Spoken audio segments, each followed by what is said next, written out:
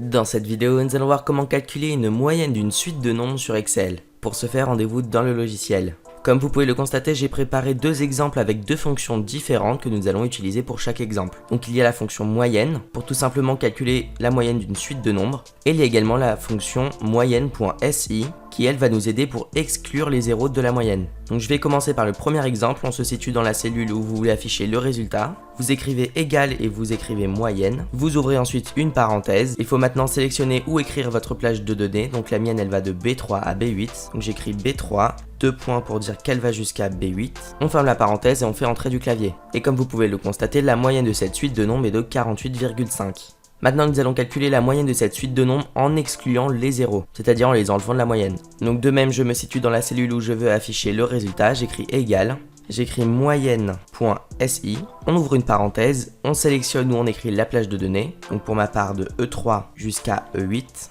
On met ensuite un point virgule, on met une guillemet, on écrit inférieur à puis supérieur à, 0, on remet une guillemet et on ferme la parenthèse. On fait ensuite entrer du clavier et comme vous pouvez le constater, la moyenne est de 30,75. Si j'avais pas exclu les zéros, c'est-à-dire que j'avais calculé une moyenne en incluant les zéros, le résultat aurait été de 20,5. Et si vous voulez savoir comment calculer un pourcentage sur Excel, nous avons déjà fait une vidéo dessus et le lien se trouve dans la description.